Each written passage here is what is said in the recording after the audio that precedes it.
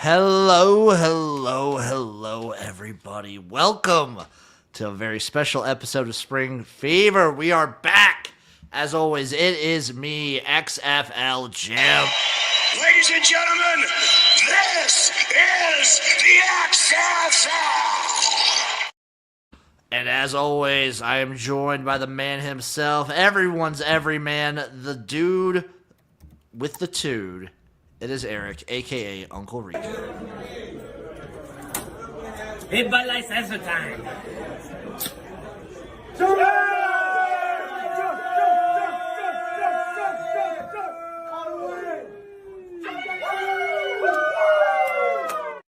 Shout out my boy Sergio Castillo, living at large up in Canada. Love that man to death. Eric, it's been a while. What is up, my friend? How have you been? I missed this. This is usually part of my Wednesday routine. Yeah, dude. Shout out Jon Snow in the chat. He is the best YouTube chat person. It's been a while, John. It's a great time to be here. It's a great time to be a fan of spring football. I feel like, I don't know about you, Eric. Obviously, I get biased with my Twitter stuff. I've been seeing a lot of people hype for UFL. I've seen a lot of people hype for UFL. Someone tweeted at me. You tweeted something, and I was like, it should be starting this weekend. He was like, no, let the hunger of football fest up. I think they should be starting this weekend. I mean, I think it's kind of a mistake that they aren't starting this weekend, not getting everything going in the right direction, like build off the momentum from the Super Bowl right into it. There's a lot of ads during the Super Bowl, which I think is great. I've been hyping how they good move out there more and more and more. But I think that's a fumble because I think come March, the Masters are right around the corner. College basketball is in full swing with the tournament. Major League Baseball starting, and they can get lost in the mix. So I think there's a little bit of a fumble by the year. So last year it was all right. I think it starts late enough in March Madness where I feel like the biggest issue with that is the early couple 2 weeks. And it kind of skips that part of it, starting in late March. And then, honestly, as far as the UFL is concerned, I'm not worried about baseball whatsoever. NBA, maybe a little bit, but you're dealing with the NBA no matter what. Masters, maybe for that one weekend, potentially. But it's either, like, I'm with you. I would have loved for it to start this weekend. I loved it. When the XFL did that 2 years ago in 23, I loved it in 2020. I understand, though. I get it. You want to have as long of a training camp as possible. You want to wait for everyone to be able to, get... They're trying to time it where they want anyone who can get onto an NFL team to get there, and then now you have until the end of March. That's when your season starts. Still in time for training camp and all that stuff.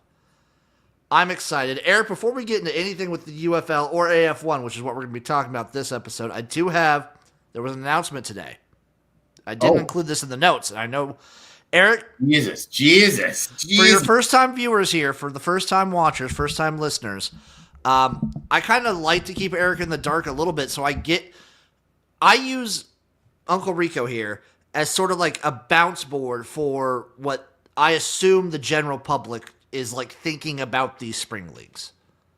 I think that's the perfect dynamic for our show because there's so many shows where it's either just a regular sports podcast or sports show talking about these leagues like the UFL, or it's diehard UFL spring football fans like me, but it's 2 to 6 to 4 to 3 of them talking about it. I think we have the perfect mixture of you, because you're an avid sports guy. You just love watching sports in general, I take it, and love betting sports. Yeah. And you don't really discriminate, as far as any other sports viewer or watcher or gambler, you, more than most people, I feel don't discriminate on what you watch or bet. You kind of do it all. Yeah, I do a lot of stuff. I mean, there's some stuff like golf I really don't do. Hockey I do at the playoffs. Kind of strategic with how I do it, if you will. Yeah. But lay it on me, big dog. I'm interested to hear this. Okay, so ESPN announced their broadcast lineup. We don't know Fox's yet, but ESPN today announced their broadcast lineup. They got 3 teams. Okay. Team number 1. Well, let's go team number 3 first. We have Lowell Galindo, Kirk Okay. Morrison, Eric McLean, and Aaron Murray. Aaron Murray. I think Aaron Murray's going to be doing the sideline stuff for them, which the couple times he's done it, I've seen Aaron Murray. So he sort of started. He was, for those of you who remember, he was on the Tampa Bay Vipers in 2020. Yeah. And they interviewed him twice while he was on the sideline. I thought he did a really good job then. I think Aaron Murray's a good sideline personality. Yeah, I think it's going to be interesting. I'm not going to lie, those other guys, I have no idea who they are. Kurt Morrison's pretty good.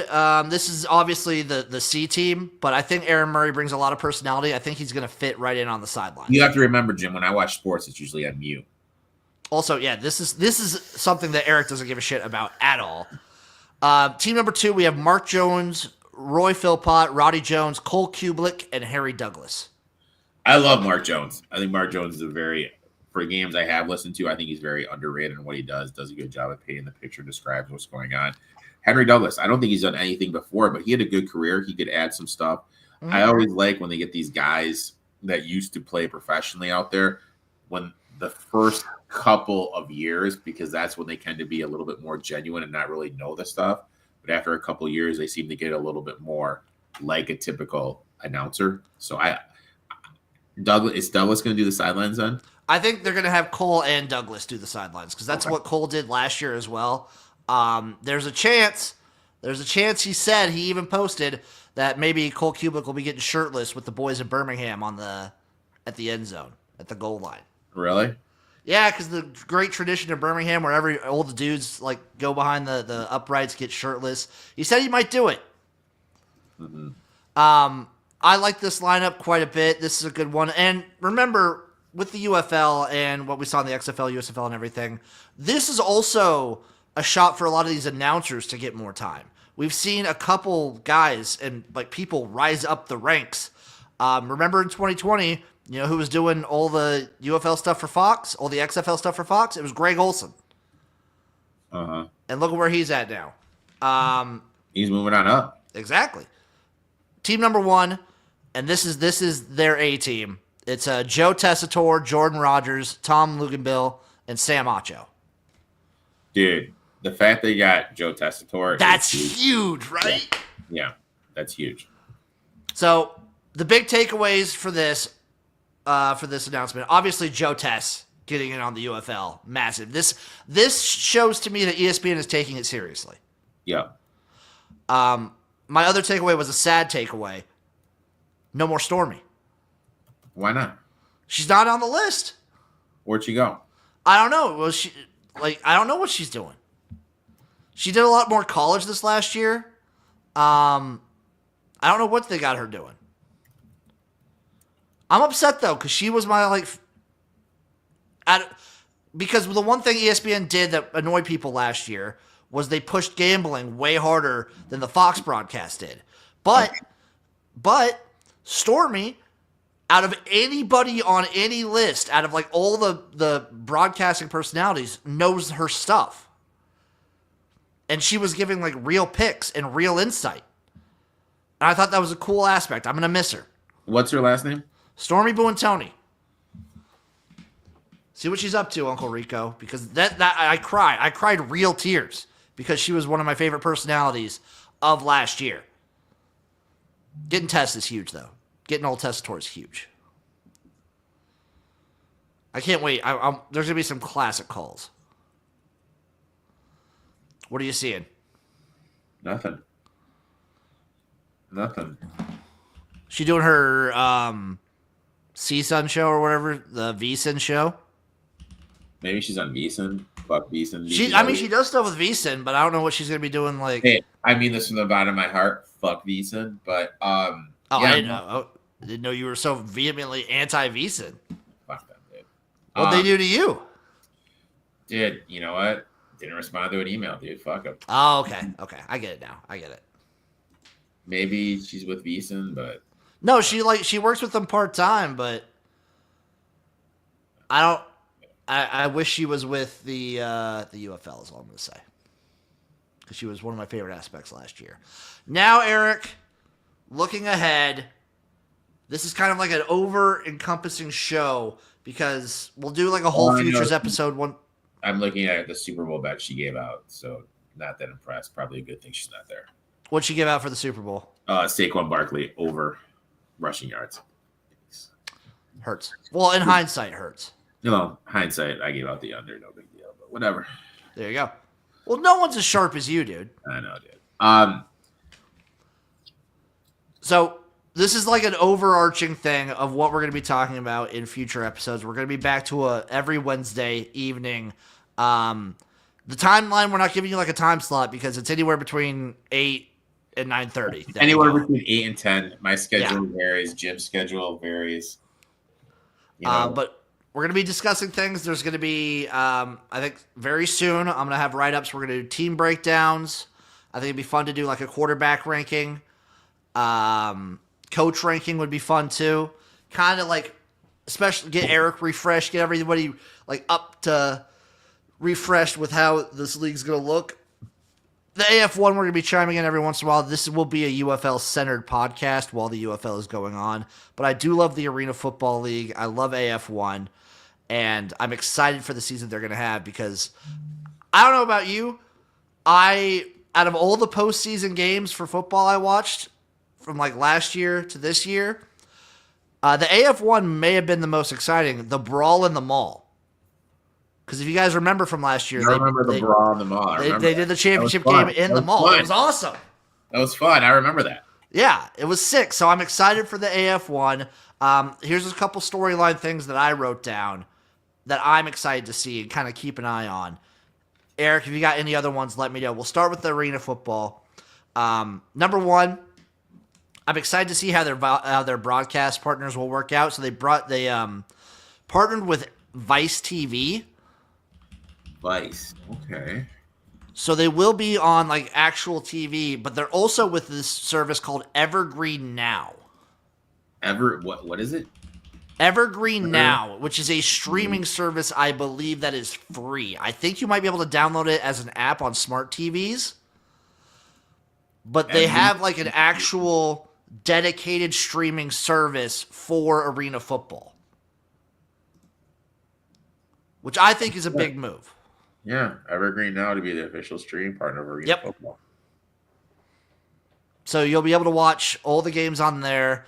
I'm still waiting for an update on the website because the schedule seems a little wonky where all the games are happening simultaneously. I don't know if that's still the case. Something to kind of like keep like in mind. But also, they start, Erik, in 3 weeks. Really? March 8th, the Arena League. Wow. Yeah, AF1 starts March 8th. Shout out Herb. But I'm excited for that. I'm excited to see how these broadcast partners pan out. For those of you who remember watching the Indoor Football League for like the last couple of years where the streams have been on YouTube, it's kind of up to each team how the stream works. So you would have some games that were almost borderline unwatchable. That was the AF1 though. That was the IFL. That was the IFL last year. So with the budget that these arena leagues are kind of working with, the constraints that are put on them, it's something that you always have to be kind of watching out for. I'm excited. I'm very hyped for how this looks. I don't think an arena league has had as much excitement behind it since, like, as AF1 does. So very, very excited on that. Also, like I mentioned, I'm interested to see how the schedule works out. If what's on their website is true, that means all the games are happening basically. We're getting like a lot of simulcast games. Yes. Which I know Arena Football is definitely more of an in-person product. That's where they get most of their funding and money from, is the people in the stands. So I understand why they might not try and cater as much to like a viewing audience. But I mean, come on. Like, I don't know, man. I want to watch the games, and I don't want to like have to go back and watch another game not live. I don't know about you, Erik, but I like watching games live. I like watching games live too. Like, I'll be honest. Like for me, watching games live is a lot better. It's hard for me to go back. For me to go back, do some work, watch a game, like a lot of fast forward. But yeah, I'd rather watch it live. But I get it though. Like this is kind of like a streaming kind of network thing. Probably their budget is really low. Like I don't know. I understand why they're doing it though. I get it. Another thing to look out for that I had circled here is a blowout situation. We saw a couple last season where some teams were way more prepared than others, especially early on in the season. They had their worries and a couple hiccups, so to speak, where nets weren't in place, the walls were shambles. I think the league is very much on the right track. They're way more set up this year. Uh-huh. And it's something that I'm going to keep an eye on, though. Just because it happened last year. I get that it's different, like it's different management, it's different stuff going on. But it's something to keep an eye on. Yep. I hear you, big guy. Will we also, something to keep an eye on, will we see a repeat in the championship game? That I don't know. It's going to be tough. There was a lot of shuffling.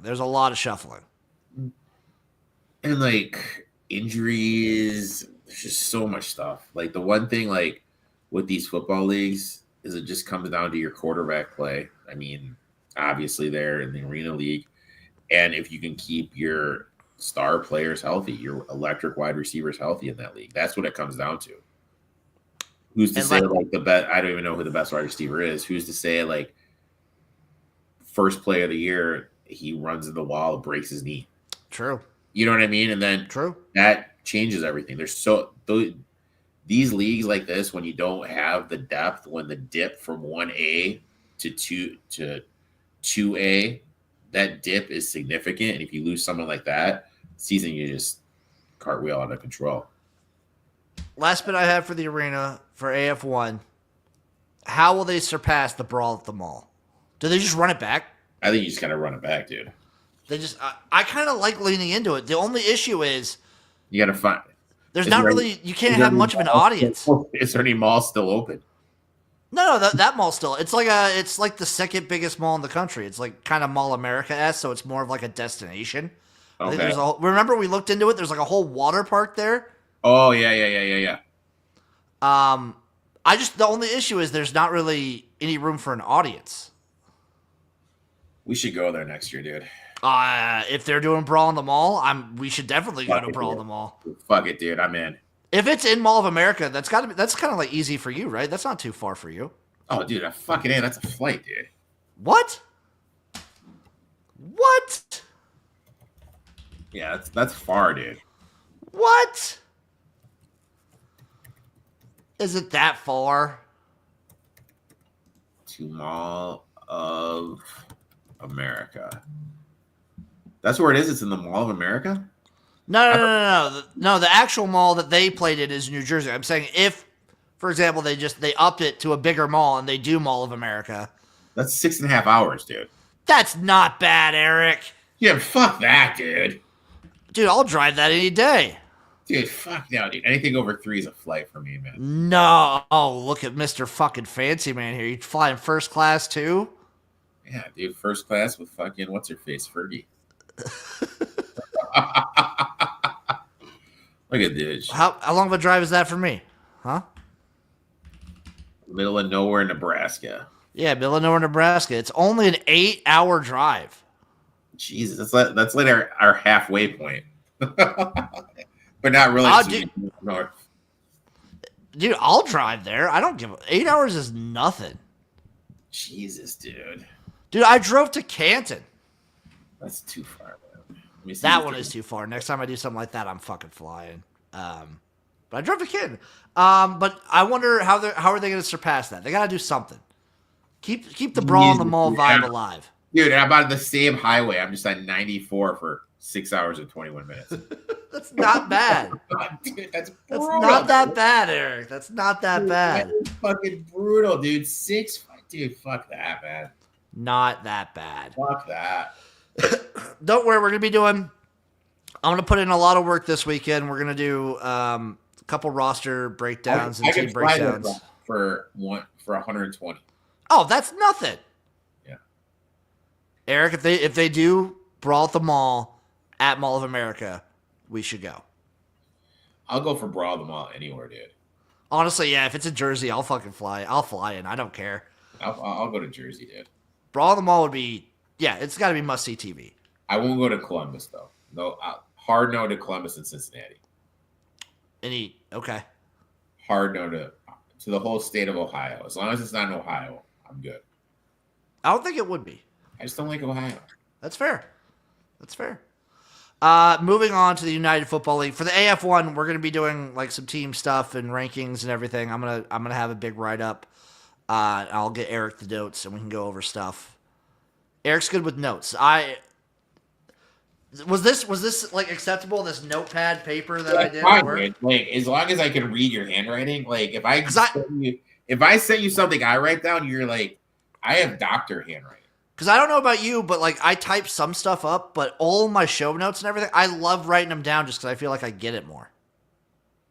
See, what I do is I write them down. And then type them up? No, and then like with your iPhone, you can take a picture of them and from notes, and then you can transform that into a doc.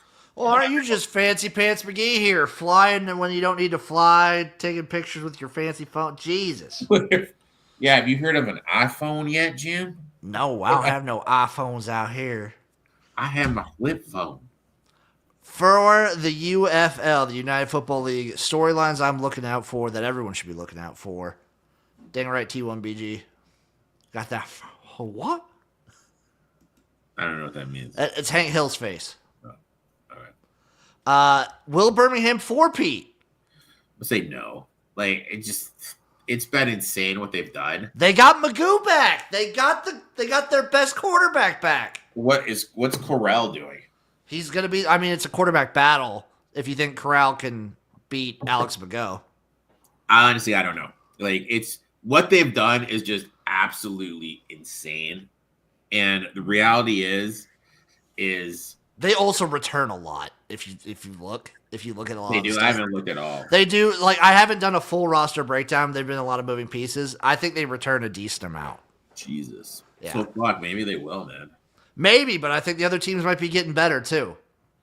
I just think the organization and like the structure that Skip Holtz is placed in is like we're gonna have to do a spring football Mount Rushmore sometime.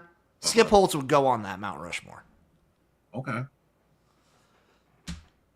Next question. I also don't think they're gonna 4-peat, but I think they have like they'll probably be in the championship game. They'll be in the playoffs. Yep. I agree 100%, man. I can't wait till the futures come out.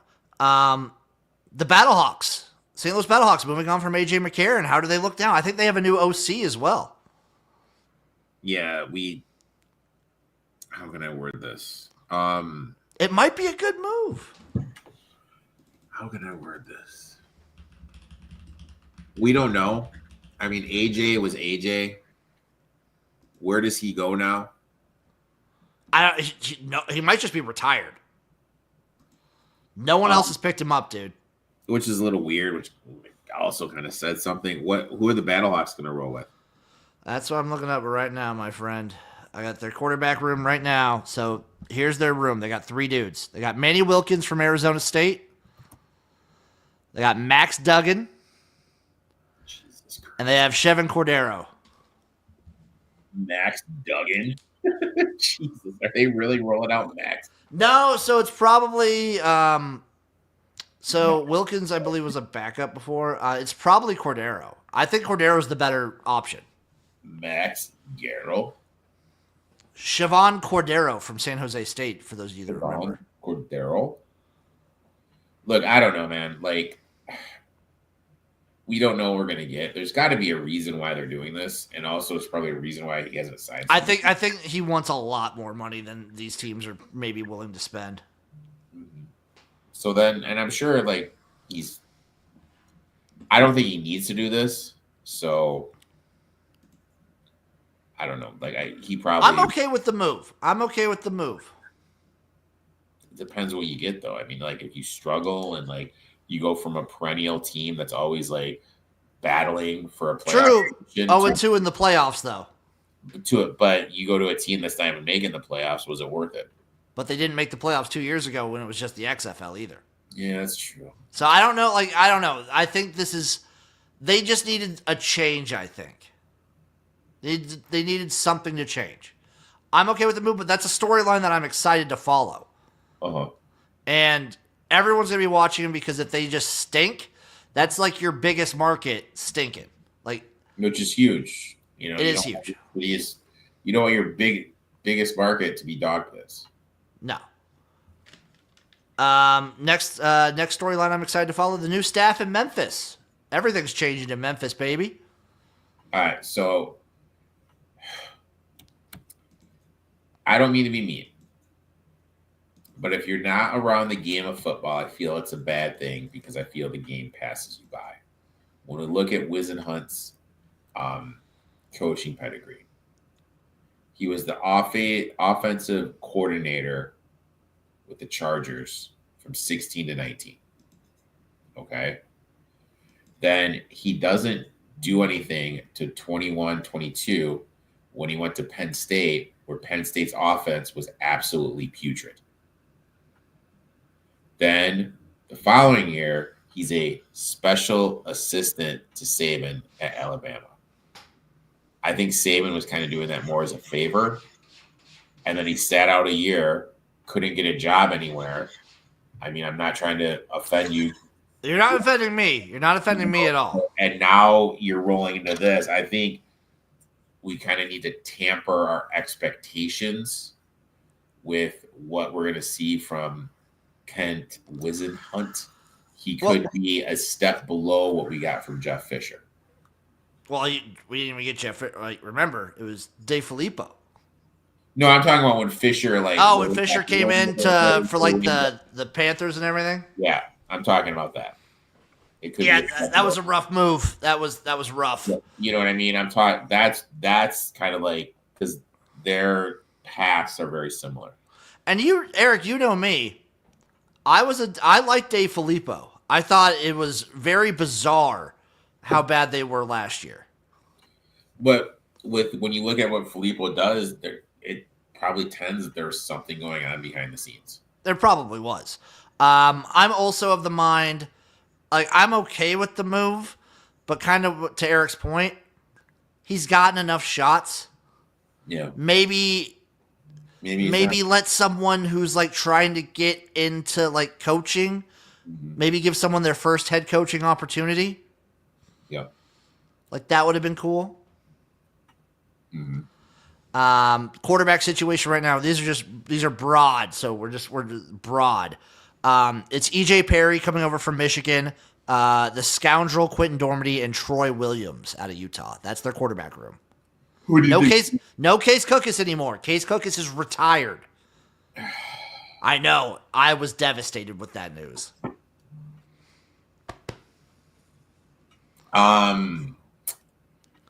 It's going to be probably Dormady or Perry. I think it's going to be Perry, man. I think Dormady's getting the nod right now, but it's one of those two. I think it's going to be Perry, man. Probably, honestly. Dormady, like, depends what Dormady you get. If you get 2023 Quentin Dormady, awesome. If you get last year's Quentin Dormady, not awesome. Last year's Dormady, not so awesome. Not so awesome. Another storyline that I'm interested to follow. How does the UFL do on Friday nights? It looks like they're embracing Friday nights and doing like consistent Friday games every week. Love it. It's going to take, I feel it's going to take a little while to get the, how can I say this? The schedule, you know what I mean? Because it is short weeks, you know what I mean? Does that make sense? Like it's out of their norm from what they did last year. How is that going to tinker a little bit? Also, what will that look like? What will they do to make that broadcast stick out? Yeah, will they do like a certain? Will they drum up like the Friday night game? Yeah, what will they do to make it seem special? Because I think consistently. What are they going to do to make it seem special? I think consistently, the Friday game is standalone, and it's always for the most part. There might be like one or two, but for the most part, it's like evening. It's like a late game. It's like 8 p.m. Eastern, 7 p.m. Central. Well, yeah, because Fox is having it because they lost the wrestling. Yeah, and like I personally, I like that it's at a consistent time because you remember what we talked about like last year when it was just Saturday and Sunday. Sometimes there'd be like a game on at 11 and then a game on at 6 or 7 o'clock, and that was it. Yeah, and what are they going to do with that? Are they going to, you know, what I mean, how is that going to look now? Like, well, the Friday one is consistent. The Friday like time slot is consistent. Are just going to rotate between Saturday and Sunday then? So it looks like for the most part, when I was filling out the whole schedule, it kind of does rotate for like sometimes you get 2 games Saturday, sometimes you get 2 games Sunday. Okay. It wasn't like set in stone for that. The only thing set in stone is like the Fox slot for Friday night. Okay. And then a bunch more games on like ABC and whatnot, ESPN. There's not really anything on like FS1 or ESPN2 for the most part. Okay. But I think like I'm excited to see how the Friday games look. You'll see it a lot during the season. Everyone's going to be talking about ratings. It's something that we keep an eye on here on Spring Fever. I'm not like a diehard for it, as long as you're hitting like a pretty good number consistently. Which would be what in your eyes? Somewhere around 1 million. Okay. Like around it. Like depends on the broadcast too. Like obviously you have different standards for like ABC and Fox than you do on like ESPN or like the 1 or 2 games they're putting on ESPN2. Yep. Are any games going to be on like FX or? No. They're not doing that. So I have it all right here, Eric. It's all Fox, ESPN, ABC. There is 1 game on FS1 and 1 game on ESPN2. The rest are all on ESPN, Fox, or ABC. Okay. Which I think I like that move. I concur. But like anywhere, I'm okay with like a certain number. But obviously, it'll be interesting to see if the Friday like night thing boosts it at all. Mm-hmm. I'll be watching. I'll be watching. Jimbo will be engaged. Well, like anyone, if you're in the spring football community, like obviously we love the game, the product. That's number one. That's everything. Yep. But a lot of people in the spring football community also look at the ratings numbers because in the back of our minds, like we need these numbers to be like pretty good, or else we're worried that the league will fold. Yeah, be axed. Like it's there. It's in the back of our head. More worried for me. I'm more worried about stuff like getting owners and stuff like that. But that's a whole different episode. I mean, I think they're a long way away from that, dude. Dude, the FedEx guy might be interested in Memphis. Really? There's like rumors. There's rumbling. There's I think we're within like 5 years. I think we're within 5 years. And then my last note of a storyline I'm looking out for, Eric, is what kicker is going to go to the NFL out of the UFL this season. Jake Bates took the world by storm last year for the Michigan Panthers. Who will rise up to take his place? 2 years in a row now, that these spring football leagues have sent a player to the NFL. And not just sent a player to the NFL, but been one of the better kickers in the NFL. Like, Jake Bates is a pretty good kicker, I think. Brandon Aubrey, one of the best kickers in the NFL. Who's up next? I have no idea. Is it destroying for the San Antonio Bravos? Maybe. Like I don't think so. Kicking's so bad. It's so tough to be a kicker. And I mean, we've seen like Jake Moody get the yips. Jake Moody can't kick right now. So I think it's just been random. I think it's going to be interesting to see which players do make the leap and kind of like Martinez. Wait, what's going on with him? Where's he at? He's still on the Jets, isn't he? Adrian Martinez is still on the Jets? I think he's still on their practice squad. Yeah, he's with the Jets still. Yeah. Can't beat out Aaron Rodgers. What a loser. Well, I don't know. Maybe he did beat out Aaron. Maybe that's why Aaron's no longer wanted. Yeah, so he signed a reserve future contract on January 6th, so he's still with the Jets. Okay. Good for him.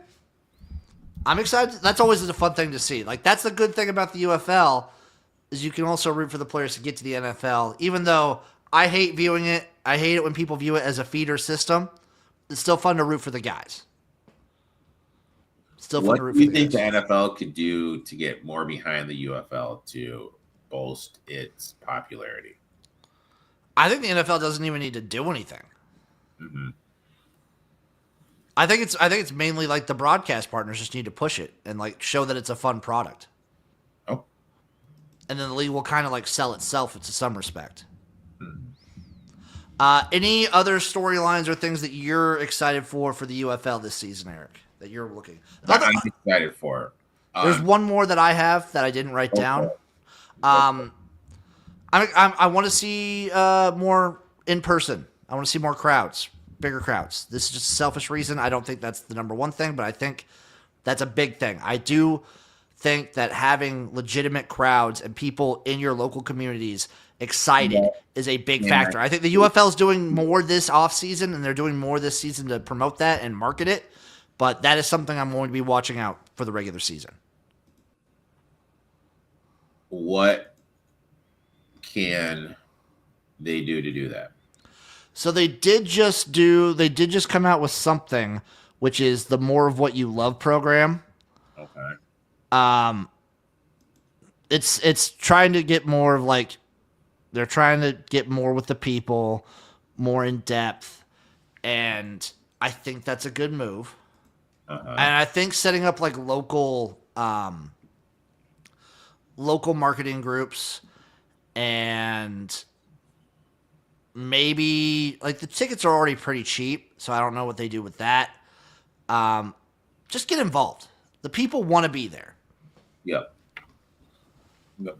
I agree with that. So what were things that you were looking out for? What things I am looking out for? Who's going to be the star that kind of takes it by storm? The guy that kind of comes out of the blue, that kind of like is the face of it. I'm looking forward to that. I want to see what the Brahmas, what Wade Phillips has in store. Like, kind of, I want to see like what happens with them, and also, are the broadcast crews going to fully go to the gambling aspect to look to draw more people in that way? I think that's a very tight line that they have to walk. Because I think too much gambling talk might turn people off. You have to like, it's a tightrope sort of situation. But I like, I think there's no shame in the game. No. For every score saying, okay, hey, live odds on ESPN Bet are Brahmas -8. So would you rather the announcers mention that, or would you rather have like a score ticker? Either or. I think a score ticker is like the perfect middle ground, because this is just me being in the space, and maybe I just hear it from people too online. But people were complaining about too much, like the broadcasters bringing up gambling too much. I think just having score ticker, boom, live line right here after a touchdown or after a drive. Works. Here's the live line, here's the total. Boom. Simple. The ones who will see it, like the gamblers will obviously see it. Uh-huh. And the ones who like don't care about that stuff, they can just easily ignore that. Uh-huh. Or like say Quentin Dormady throws like a first down for 62 yards. It says like his passing prop. Yeah. And how close he is to hitting it. That's all you have to do. Uh-huh. It's just simple UI stuff that makes it like very nice for gamblers to watch. Okay. And I think that would be a cool way for them to lean into it without being overbearing. Okay. What was I was looking up something. Oh, I was looking up I was going to look up the Brahmas quarterback situation, since you guys remember what happened last year in the championship game. Old Garbers was playing for his safety there, playing like a bitch. Their quarterback situation is Kellen Mond. Kevin Hogan and Jarrett Garantano. Ooh, interesting. Probably going to be Kellen Mond, I would think, right? I would guess. Yeah, I would guess Kellen Mond there. I would guess. I mean, I would be excited. I mean, I'd be interested to see how he looks. Yep. Any other? For me, I think the one thing we have to remember is when like we look into all this, we just got to remember it comes down to what? Offensive line. We need to look at those trenches. That's why Birmingham has been like so great because they've actually had like consistency a little bit, and obviously the staff staying there, the development is crazy. Jon Snow, I wish they had same game parlays and better live lines and player props. Player props would be great. I think. I'm I not mean, a same game parlay guy, but do you have access to ESPN Bet where you're at? I do. You'll have to keep us up because I think a lot of their stuff will probably be on ESPN Bet. Like, if they're not on other books, they'll at least be on ESPN Bet. And I can just rock it. You could just give the lines out or something, like when we're talking on the show, because we were struggling for props and whatnot last year. At least DraftKings will let us do lineups again, I think. But I'm excited for the FanDuel stuff, the DraftKings stuff. I'm excited for that. I'm excited for that too. We're going to have that for you. We're going to have team breakdowns. We're going to have position rankings. Don't you worry. It's all coming. This is kind of just a we're back episode, baby.